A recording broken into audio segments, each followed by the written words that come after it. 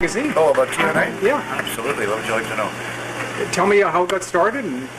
Got started one night when I was at Grossman's Tavern, of all places, 7 years ago, and much into my cups and amazed by the talent that was around me that none of the other publications, the so-called alternative weeklies, wrote about, or none of the mainline daily press wrote about. I had known some of those people from a few years back, being involved in the jam scene and hosting a few jams, that sort of thing. And I moved away from the city for a couple of years. I came back, and these people were still toiling in obscurity, and I couldn't believe it. You know, one band in all that time, in 5 years, Lessons to Trio, had achieved some recognition. Meanwhile, there were literally dozens of people I knew who were at least as talented as the Spitz, taking nothing away from them, of course, but who had been totally ignored, who hadn't had any kind of a break and had no exposure. And I could understand why maybe the dailies wouldn't write about them, but the so-called alternative weeklies, and there were now two of them, Now and I, also proceeded to... Yeah, how the fuck did you get any coverage in Now? I don't know. I've never been able to do it. And I mean, that's one of the reasons why I had to start TO&A.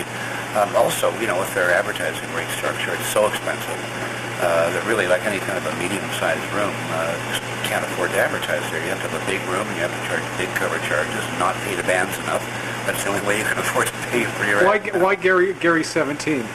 Oh, it's a sort there of were 16. There were 16 guys in front of you. Well, actually, in a way, there were a couple. When I started hosting jams back in the 80s, there were two reasons for Gary 17. One was I was writing for a major metropolitan daily newspaper, and I needed a secret identity for my folk singing and stage work. I didn't necessarily want the bankers and politicians whose lives I was destroying by day to know where to find me at night in a vulnerable situation. That was part of it, and. The other thing was because I was organizing jams, and I brought the first Toronto Spring Rise to Toronto from London, and was organizing that. People were saying, "Oh, are you one of the Garys? Are you one of the Garys?" The Garys were, of course, the big item back in the time in terms of promotion, and I wasn't. And then it was even another Gary, Gary Kendall, who was a booking agent and organizer of events and stuff. So I wanted to say, no, I'm not. No, I didn't want to say I'm Gary number 3 or Gary number 4 or whatever, or I'm Gary number 1. I'm not that arrogant. That's how I just thought, well, nice number in the top 20 somewhere. I mean, hey, if every time I released a song, if I were in the business of releasing songs, hit number 17, I'd be a happy man, you know. What's circulation of the magazine? It varies from season to season a little bit, anywhere between 3,000 and 4,000 hard copies per issue, and then the online readership. Right now, it's about 1,200, I think. Oh, that's all right. But I mean, hopefully that online readership is going to go up quite a bit. We're just starting to get, after 6 months, listed with some of the search engines, and we're looking at actually adding a couple of domain names to make it easier to find us on the web for people who are looking for Toronto live music guides and that sort of thing.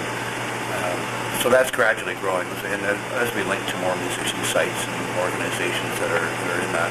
Okay. Maybe can you introduce the lovely Miss Diane here? Absolutely. Mrs. Diane Katz, and she, of course, is the one who writes the Naked Net, which is our column about cyber music and all the things how cyber space is changing music and all the rest of it. So how did you get hooked up with this guy?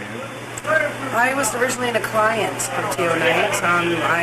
About 3 years ago, I had an internet company trying to put musicians on the internet, and I happened to be in a club and saw TO&A magazine, and I thought that's the right place for me to advertise because it was very geared to the music scene and to musicians. And Gary was probably the first. That would be almost 5 years ago now. And she actually put the first. We had our website before the one that we have now. That's right, yeah. That Diane basically put together for us. She was with a company that was just starting.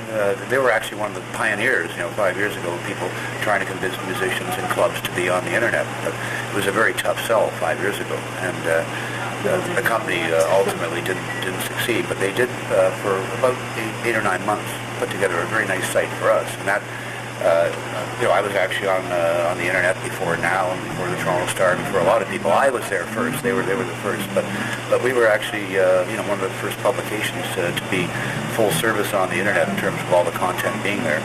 And then the company that Diane was involved with didn't work out, and we sort of drifted apart, went our separate ways. She got more into the music and other things, and then we reconnected about 2.5, 3 years ago, and started writing the column again, and that actually led to our current webmaster, NetZone, contacting us and saying, "You guys should be on the internet." Well, guess what? Yeah, we were. We wanted. So I had a lot of people for about 2 years approaching me, but none of the deals were livable. But Chris Williams came along and put together an offer. What's the concept of the naked net from how you say your point of view? I would say there's just so much diverse music around, and now it's accessible. That's the big thing. Because I've always been interested in all kinds of music, and I found I used to have to really, really hunt around to find certain styles, and now I can just go enter something in a search engine and instantly get what I'm looking for. Okay, folks, I just remember. Okay. All right. Go ahead, folks. This is Jerry 17 from Geo Night Magazine. And Diane Knight, columnist from Naked Net of Teo Night. And you're watching Pepper Scott TV. We're looking back at you. This is the internet. We're totally interactive. This time on TV. Go ahead, folks. Okay. This is Gary 17 And I'm Diane Katz. I'm who writes the Naked Net. for Geo Night Magazine. And